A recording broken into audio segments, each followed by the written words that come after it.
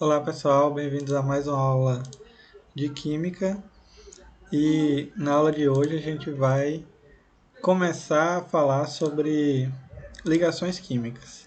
Quem assistiu às outras aulas viu que a gente estava trabalhando com tabela periódica e tratando de tabela periódica a gente viu a classificação dos elementos, como ela foi feita ao longo da história. Entendemos também como que eles são classificados e algumas propriedades que se repetem ao longo da tabela. A partir do entendimento dessa temática de tabela periódica, a gente precisa pensar o seguinte. Vamos começar essa aula pensando numa questão. Veja só. A tabela periódica que a gente viu tem 118 elementos. Cerca de 92, mais ou menos, naturais são encontrados na natureza e o restante, até os 118, são artificiais, são produzidos em laboratório, muitas vezes são instáveis, tem duração de segundos às vezes, horas, depende do elemento. Então, pensando que a tabela periódica só tem 118 elementos, como é possível que existam tantas substâncias diferentes no nosso universo conhecido? A resposta para isso vem justamente das ligações químicas. Os átomos eles não são encontrados, em sua maioria, isolados na natureza. A maior parte dos elementos químicos que encontram-se na natureza são combinações de elementos, ou seja, eles estão ligados de forma que produzam substâncias diferentes.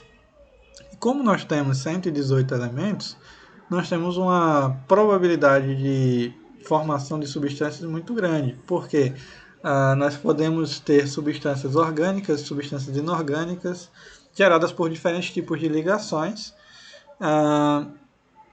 que produzem as substâncias que a gente enxerga. Né? Então, na natureza, a grande maioria dos átomos não é encontrado isolado, né? Eles são combinados. Né? Então, os átomos combinam-se para formar substâncias diferentes. Né? Aqui nós temos exemplos de combinações de átomos que geram substâncias diferentes. A gente vai falar ao longo desse começo de estabilidade e regra do octeto. Por que, que os átomos tendem a se ligar? Né? Daqui a pouco a gente começa a comentar sobre isso. Antes a gente vai entender um pouco sobre essa probabilidade que os átomos têm de se ligar e quais átomos precisam se ligar, por que eles devem se ligar, quais deles não têm essa necessidade. Os únicos que não precisam estar ligados ou que são encontrados na forma de elementos isolados são justamente os gases nobres. Se vocês lembrarem, são os elementos que estão na família 18, lá na última coluna da direita da tabela periódica, que são hélio, neônio, argônio, criptônio, xenônio e radônio. Esses elementos eles têm essa característica de serem encontrados isolados na natureza. São compostos simples, né? Átomos simples que são encontrados. Uma das principais aplicações para eles é letreiros eletrônicos como esse aqui. Então, por que justamente estes átomos, os gases nobres, são encontrados isolados e os outros não?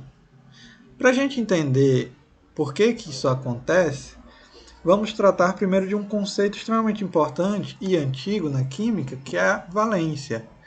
O termo valência ele foi introduzido no século XIX, mais ou menos, com o objetivo de explicar a capacidade de combinação dos elementos a partir de algumas regras. Em linhas gerais, a gente estabelece que a valência trata de elementos químicos e a possibilidade destes elementos sofrer ligações, e a partir disso a gente pode classificar a valência de acordo com a quantidade de ligações que este elemento pode promover. Vejam só, uma coisa que a gente precisa saber diferenciar é a questão das ligações químicas e das reações nucleares. A gente está tratando aqui de ligações químicas. Portanto, as ligações químicas elas estarão relacionadas diretamente à eletrosfera dos átomos. Nada de mexer no núcleo do átomo. Os prótons e os nêutrons não participam de reações químicas. Apenas reações nucleares, decaimento nuclear, por exemplo, que há a mudança no núcleo atômico, e aí, quando ocorre a mudança no núcleo atômico, você transforma um elemento em outro. O que a gente vai ver agora, nessa parte de ligações químicas, é simplesmente a combinação de átomos que poderá formar substâncias diferentes. Mas essas substâncias diferentes ainda terão como componentes principais os átomos aos quais elas são formadas. Então, os elementos químicos eles eram descritos como mono, di, tri ou tetravalentes. A valência de um elemento era tradicionalmente relacionada ao número de átomos de hidrogênio classificados como monovalente, porque ele só faz uma ligação, com os quais os elementos podiam se combinar. Imagina que o hidrogênio só faz uma ligação. Então você determinava a quantidade de ligações que o outro átomo poderia ter a partir da quantidade de hidrogênios que ele poderia ligar. Então, se o átomo ligasse só um hidrogênio, seria monovalente. Se ele ligasse 2 hidrogênios, seria divalente. Se ele ligasse com 3 hidrogênios, tetravalente, por aí vai. O carbono, que forma um metano, CH4, que é um gás, ele se liga com 4 hidrogênios, né? Sendo classificado como tetravalente, já que ele se liga a 4 hidrogênios.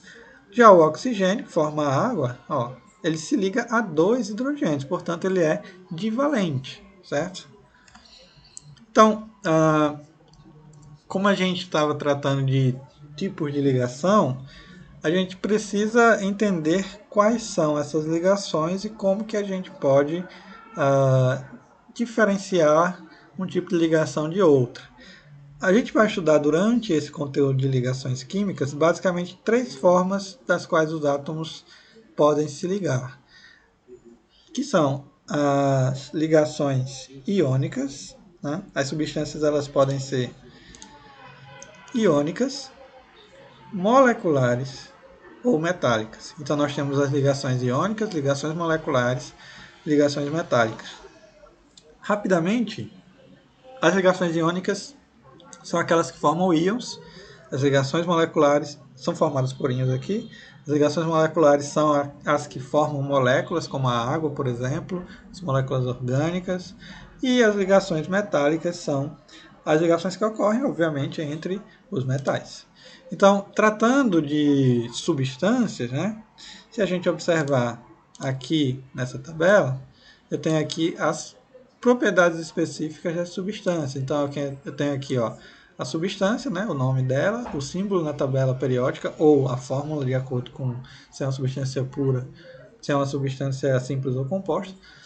A temperatura de fusão nessa pressão e a temperatura de ebulição. E aqui a condutibilidade elétrica, quando ele é sólido e quando ele é líquido. Então, se a gente olhar aqui, nós temos aqui metais, ouro, ferro, cobre e mercúrio. Vejam que aqui eu tenho as temperaturas de fusão. No caso dos metais sólidos, ela é relativamente próxima, né? A de fusão e a de ebulição, com exceção do mercúrio, que já é líquido. E a condutibilidade, vejam que os metais eles são bons condutores de corrente elétrica, né? Tanto é que os cabos da rede elétrica são produzidos a partir de metais. Os cabos telefônicos, enfim.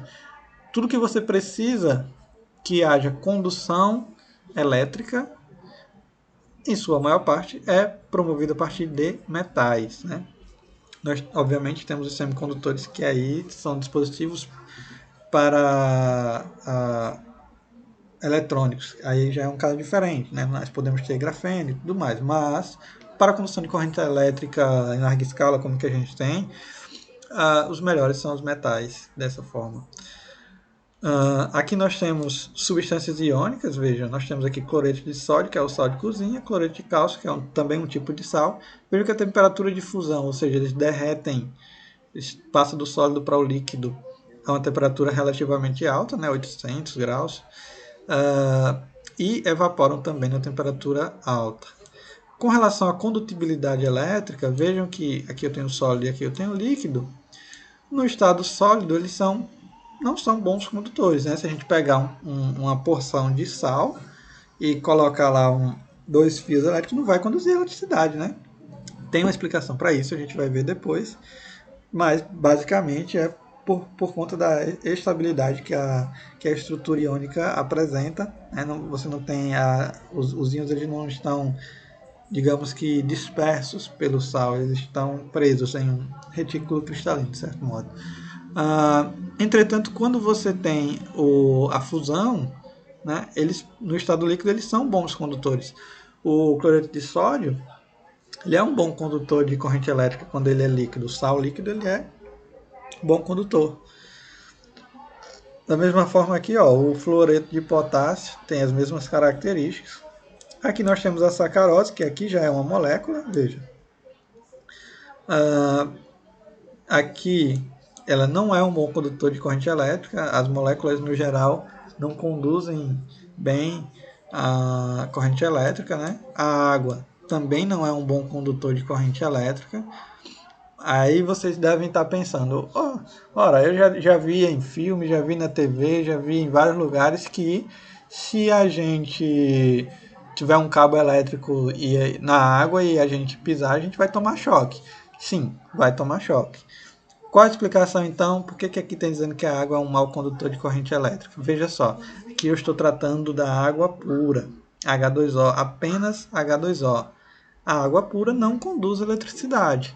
A água que a gente tem em casa, que a gente consome para tomar banho, para beber, para lavar roupa, para tudo isso, é uma solução aquosa, é uma solução de água com sais. Então nós temos diversos sais dissolvidos e é por conta disso, dessa característica, que essa solução aquosa, que nós temos íons que têm carga dispersos na água, que promove a condução de eletricidade. Então se eu tiver água da torneira, água mineral, todo tipo de água que a gente usa no dia a dia, ele conduz muito bem a eletricidade, né? Não tão bem, obviamente, depende da concentração de sal. Mas ele conduz. A água pura não. Então, fica esse lembrete aí. Aí aqui nós temos substâncias moleculares, como o gás cloro e o enxofre molecular. Ambos são maus condutores de corrente elétrica, certo? Então essa tabela aqui ela mostra algumas informações bem úteis para a gente aqui, certo? Então veja só, a condutibilidade dos materiais está associada à existência de cargas elétricas em movimento, é o que eu falei para vocês, né? Se a gente tem uma solução aquosa, você tem a possibilidade de conduzir eletricidade justamente por conta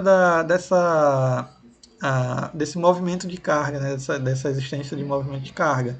No caso da água pura, você não tem essa possibilidade. Né? Os materiais listados nessa tabela eles podem ser classificados nesses três grupos que eu falei para vocês. Iônicas, que são aquelas sal de cozinha, o cloreto de sódio, o cloreto de potássio, as substâncias moleculares, como a água, e as substâncias metálicas, né? Ouro, cobre, ferro, zinco, todos esses são metais. Então, nós temos essas diferenças entre as substâncias e justamente essas diferenças trazem essas características de conduzir muito bem ou não conduzir, ou conduzir em determinadas condições a corrente elétrica, certo? Então, por enquanto a gente pausa essa aula aqui e volta depois para explicar melhor essas características e entender como que de fato essas ligações iônicas funcionam, ok? Então, por agora a gente para aqui.